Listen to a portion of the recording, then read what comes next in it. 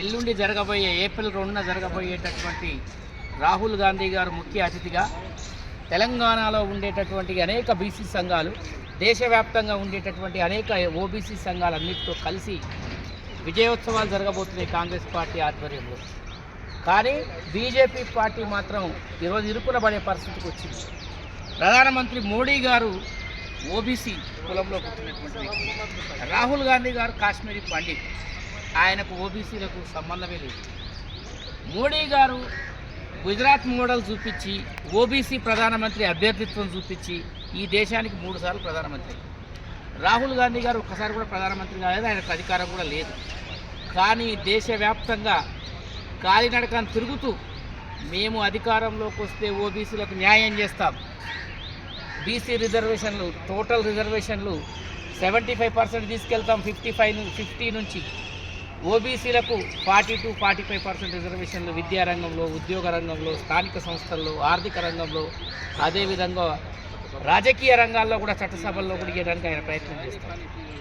ఈరోజు ఒక మోడల్గా, గుజరాత్ మోడల్గా మోడీ గారు ఏదైతే చెప్పిండో, ఈరోజు రాహుల్ గాంధీ గారు తెలంగాణ మోడల్గా, రిజర్వేషన్లకు తెలంగాణ మోడల్గా సమగ్ర కులగణన జరిపించి ఈరోజు ఇక్కడ ఆ సమగ్ర కులగణన రిపోర్టు తోటి అక్కడ అసెంబ్లీలో తీర్మానం చేసి, తెలంగాణలో రేవంత్ రెడ్డి గారి నాయకత్వంలో, మహేష్ కుమార్ గౌడ్ గారి నాయకత్వంలో తీర్మానం చేసి రేపు ఢిల్లీ గడ్డ మీద గర్జించబోతున్నాం బీసీల మంత్రం రాహుల్ గాంధీ గారితో గలం కలిపి.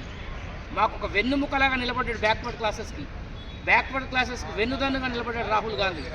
అందుకే పార్టీలకు అతీతంగా అందరూ కలిసి రావాల్సినటువంటి అవసరం. టీడీపీ పార్టీ కానివ్వండి, టీఆర్ఎస్ పార్టీ కానివ్వండి, బీజేపీ పార్టీ కానివ్వండి, సిపిఎం, సిపిఐ, ఏ పార్టీ ఉంటే ఆ పార్టీ వాళ్ళకు బీసీల మీద ప్రేమ ఉందా లేదా ఇప్పుడు తెలుస్తుంది. ఈ బిల్లుని వ్యతిరేకిస్తే పార్లమెంట్లో బీజేపీ పార్టీ బీసీల వ్యతిరేక పార్టీ. నరేంద్ర మోడీ చరిత్రహీనుడైతాడు, రాహుల్ గాంధీ చరిత్ర సృష్టించిన వాడైతాడు. ఈ 2 విషయాలలో బీజేపీ పార్టీ తెలుసుకోవాల్సిన అవసరం ఉంది. బీసీల పక్షాన నిలబడేది కాంగ్రెస్ పార్టీ, రేవంత్ రెడ్డి, రాహుల్ గాంధీ, అదేవిధంగా అక్కడుండే మహేష్ కుమార్ గౌడ్ గారు, మన పొన్నం ప్రభాకర్ గారు, వీళ్ళంతా కూడా బీసీల పక్షాన్ని నిలబడి ఈ బిల్లును పాస్ చేయించుకొని ఇక్కడికి వచ్చారు. ఇక్కడి నుంచి పార్లమెంటుకు సవాలు విసురుతున్న మోడీ గారు, మీరు ఈ బిల్లుని పాస్ చేస్తారా చేయరా? ఈ బిల్లుని అగ్రకుల పేదలకు రిజర్వేషన్లు ఇవ్వాలంటే ఒకే ఒక్క రోజులో మీరు 2 సభల్లో పాస్ చేశారు, ఎగో సభలో దిగో సభలో. ఈ బిల్లు కోసం మీ కృషి ఏందో తెలుస్తుంది. ఇప్పుడు మీరు ఎంతవరకు నిలబడతారో తెలుస్తుంది. బీజేపీ పార్టీలో ఉండే బీసీ ఎంపీలారా, ఖబర్దార్, మీరు అందరూ కూడా జాగ్రత్తగా ఉండాల్సిన అవసరం ఉంది మిత్రమా. బండి సంజయ్ గారు, ధర్మపురి అరవింద్ గారు, ఈటల రాజేందర్ గారు, మీరు బీసీ కులంలో పుట్టింది గుర్తుపెట్టుకోండి. మీరు ఈరోజు ఈ బిల్లుని పాస్ చేయించే బాధ్యత, తెలంగాణ రిజర్వేషన్ బిల్లుని 42% విద్యా ఉద్యోగ రంగాలలో, స్థానిక సంస్థల్లో బిల్లుని పాస్ చేయించే బాధ్యత బండి సంజయ్ మీద ఎక్కువ ఉంది. కిషన్ రెడ్డి మొన్నటి వరకు నేను బీసీని ముఖ్యమంత్రిని చేస్తా అన్నాడు. కిషన్ రెడ్డి గారు చాలా గొప్పగా చెప్పారు, మేమందరం కూడా ఆహ్వానించాం. ఈరోజు కిషన్ రెడ్డి చిత్తశుద్ధి బయటపడుతుంది. కిషన్ రెడ్డి ఎంతవరకు నిలబడతారో బయటపడుతుంది. గతంలో కిషన్ రెడ్డి నిండు పార్లమెంట్ సభలో ఆయన హోం సహాయ శాఖ మంత్రిగా ఉండి మేము బీసీ జనగణన చేపట్టాం, బీసీ కులగణన చేపట్టాం, దానికి మేము వ్యతిరేకమైన అఫిడవిట్ ఇప్పించిందే కిషన్ రెడ్డి గారు. ఇంత ద్రోహమైన పనులు చేస్తున్న కిషన్ రెడ్డి గారు ఇప్పటికైనా బీసీలకు అనుకూలంగా నిలబడండి.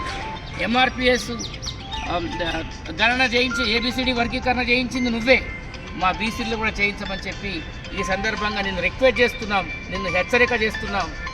ఇది గనుక జరగకపోతే కిషన్ రెడ్డి, తెలంగాణ గడ్డ మీద నువ్వు ఉండవు, తెలంగాణలో నువ్వు తిరగవు, గుర్తుపెట్టుకో మిస్టర్ కిషన్ రెడ్డి. ఈ సందర్భంగా 50 మంది బీసీ సంఘాలందరికీ కూడా ఢిల్లీలో ఉండేటటువంటి బీసీ మిత్రులు కూడా సభకు వచ్చి సభను దిగ్విజయంగా, విజయప్రదంగా నడిపించాలని చెప్పి రిక్వెస్ట్ చేస్తున్నాను. జై బీసీ.